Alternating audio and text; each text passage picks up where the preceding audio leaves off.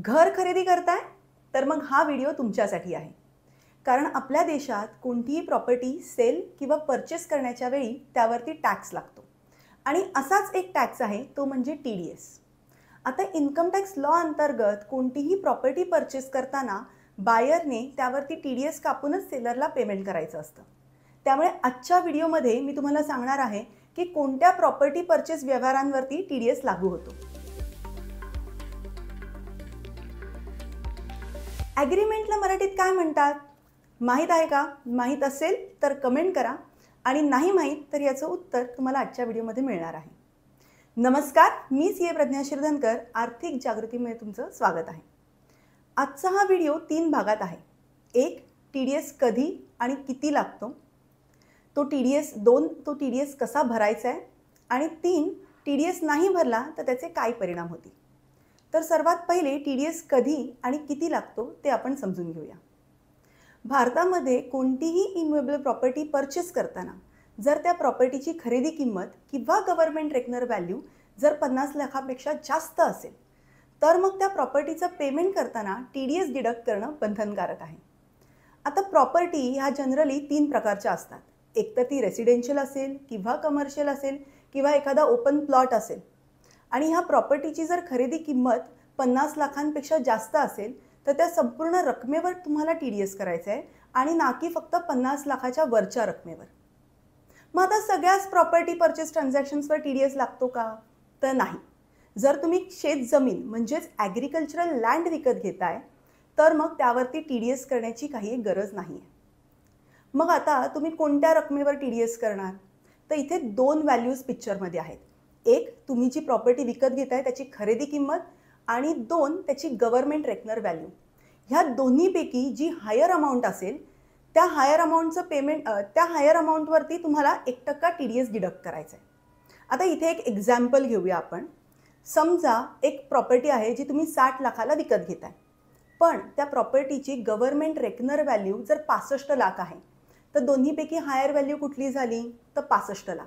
मग 65 लाखावरती तुम्हाला 1% TDS करायचा आहे जो येईल 65,000. पण समोरच्या सेलरला पेमेंट करताना 60 लाख वजा 65,000 असं 59,35,000च तुम्हाला पेमेंट करायचं आहे. मग आता हा जो काही तुम्ही TDS डिडक्ट केला आहे तो तुम्हाला गव्हर्नमेंटकडे कधी जमा करायचा आहे? तर ज्या महिन्यात तुम्ही डिडक्ट केला आहे तो महिना संपल्यापासून 30 दिवसाच्या आत हा TDS तुम्हाला गव्हर्नमेंटकडे सेलरच्या पॅनवरती जमा करायचा आहे. आणि अजून एक, प्रॉपर्टीची रक्कम कॅल्क्युलेट करताना जर तुम्हाला बिल्डरने कार फॅसिलिटीज किंवा इतर काही ॲम्युनिटीजसाठी सेपरेट चार्जेस चार्ज केले असतील तर हे सगळे चार्जेस एकत्र करून तुम्हाला ती 50 लाखाच्या वर आहे की नाही ते बघायचं आहे.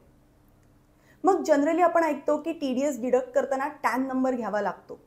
मग आता ह्या केसमध्ये तुम्हाला टॅन नंबर घ्यायची काही गरज नाही आहे. तुम्ही तुमच्या पॅनद्वारे सुद्धा TDS भरू शकता. फॉर्म 26QB ह्या नावाचा एक फॉर्म आहे. तो फॉर्म फिल करून तुम्ही हा TDS भरू शकता. मग आता हा TDS भरायच्या वेळेस सपोज तुम्ही बिल्डरला इन्स्टॉलमेंटमध्ये पेमेंट करताय. मग प्रत्येक इन्स्टॉलमेंटवरती तुम्हाला हा TDS करावा लागेल. आणि जर एक अधिक बायर आणि सेलर असतील तर प्रत्येक युनिक बायर सेलर कॉम्बिनेशनसाठी तुम्हाला एक सेपरेट फॉर्म 26QB फाईल करावा लागेल. म्हणजे फॉर एक्झाम्पल एकच बायर आहे आणि 2 सेलर आहेत तर अशा वेळेस तुम्हाला 2 फॉर्म 26QB भरायचे. आणि जर 2 बायर असतील आणि 2 सेलर असतील तर मग ह्या केसमध्ये तुम्हाला 4 फॉर्म 26QB फाईल करावे लागतील. आता हे झालं TDS कधी आणि किती लागतो. पण मग आता हा जो काही आपण TDS कट केला आहे तो कसा भरायचा? तर त्यासाठी तुम्हाला तुमच्या इन्कम टॅक्स पोर्टलला लॉग इन करावं लागेल. इन्कम टॅक्स पोर्टलला लॉग इन करण्यासाठी तुमचा पॅन नंबर हा तुमचा यूजर ID असेल आणि जो काही पासवर्ड तुम्ही सेट केला आहे तो एंटर करून तुम्ही इन्कम टॅक्स पोर्टलला लॉग इन करा. लॉग इन केल्यानंतर एक वरती हेडर असेल त्याच्यात तुम्हाला ई फाईल ऑप्शन दिसेल.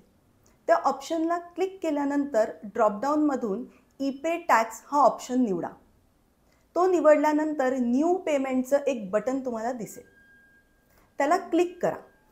क्लिक केल्यानंतर मल्टिपल ऑप्शन्स तुम्हाला स्क्रीनवरती दिसतील. त्यापैकी 26QB TDS ऑन प्रॉपर्टी या ऑप्शनसमोर तुम्हाला एक प्रोसीडचं बटन दिसेल. ते बटन तुम्ही क्लिक केल्यानंतर हा फॉर्म ओपन होईल. मग आता ह्या फॉर्ममध्ये तुम्हाला काय इन्फॉर्मेशन द्यायची आहे, तर तुम्हाला बायरचं नाव, त्याचा पॅन नंबर, त्याचा ॲड्रेस, तसंच सेलरचं नाव, सेलरचा पॅन नंबर, सेलरचा ॲड्रेस, त्या प्रॉपर्टीची सगळी डिटेल्स, म्हणजे प्रॉपर्टी कुठे लोकेटेड आहे, काय ॲड्रेस आहे, काय खरेदी किंमत आहे, गव्हर्नमेंट रेकनर व्हॅल्यू काय आहे, आणि ही सगळी इन्फॉर्मेशन फीड केल्यानंतर तो पोर्टल आहे तो ऑटोमॅटिकली 1% TDS कॅल्क्युलेट करेल. मग हा TDS भरण्यासाठी तुम्हाला तुमच्या बँकच्या पोर्टलवरती रिडायरेक्ट केलं जाईल आणि सक्सेसफुल पेमेंट झाल्यानंतर एक चलान आयडेंटिफिकेशन नंबर जनरेट होईल, ज्याला आपण CIN नंबरसुद्धा म्हणतो. हा नंबर तुमच्याकडे नोट करून नक्की ठेवा. आता पेमेंट झाल्यानंतर एक साधारण 10 ते 15 दिवसाच्या आत फॉर्म 16B पोर्टलवरती जनरेट होतो. आता हा पोर्टलवरनं फॉर्म म्हणजे सर्टिफिकेट 16B तुम्हाला डाउनलोड करायचा आहे आणि तुम्हाला तुमच्या सेलरसोबत हा फॉर्म शेअर करायचा आहे. बरं, हा सर्टिफिकेट जो काही आहे 16Bचं ते तुम्हाला इन्कम टॅक्स पोर्टलवरती मिळणार नाही. त्यासाठी तुम्हाला गव्हर्नमेंटचं एक ट्रेसेस म्हणून पोर्टल आहे, TRACES ट्रेसेस म्हणून एक पोर्टल आहे. त्या पोर्टलवरती जाऊन तुम्हाला हा फॉर्म 16B डाउनलोड करायचा आहे. आता इन्कम टॅक्सचं पोर्टल आणि ट्रेसेसच्या पोर्टलच्या लिंक आम्ही आमच्या डिस्क्रिप्शन बॉक्समध्ये दिल्या आहेत. मग आता हा जो काही TDS आहे तो आपण नाही भरला तर ह्याचे 4 परिणाम होऊ शकतात. एक, तुम्हाला इंटरेस्ट लागेल. आता 2 प्रकारचे इंटरेस्ट आहेत. एक, तुम्ही TDS कापायलाच विसरले आहेत आणि 2, तुम्ही TDS कापलाय पण तो वेळेत भरला नाही आहे. तर जर तुम्ही TDS डिडक्ट करायला विसरलाय तर तुम्हाला 1% पर मंथचा इंटरेस्ट लागेल आणि TDS कापलाय पण भरायला विसरलायत तर तुम्हाला 1.5% पर मंथचा इंटरेस्ट लागू होईल. 2, लेट फी लागू होईल. फॉर्म 26QB जर वेळेत भरला नाही तर पर डे तुम्हाला 200 रुपयाची लेट फी लागू शकते. 3, पेनल्टी. 10,000 ते 1 लाखापर्यंतची तुम्हाला पेनल्टी लागू शकते. आणि 4, इन्कम टॅक्सकडून नोटीस येण्याची शक्यता आहे. का? कारण सब रजिस्ट्रार ऑफिसमध्ये ज्या काही ॲग्रीमेंट्स रजिस्टर होतात सेल परचेसच्या, त्या सगळ्याची माहिती सब रजिस्ट्रार ऑफिसमधून इन्कम टॅक्स डिपार्टमेंटकडे शेअर केली जाते. त्यामुळे आता इन्कम टॅक्स डिपार्टमेंटकडे एक डेटाबेस आहे की कोणत्या प्रॉपर्टी सेल झाल्यात आणि त्यांची रक्कम 50 लाखापेक्षा जास्त आहे.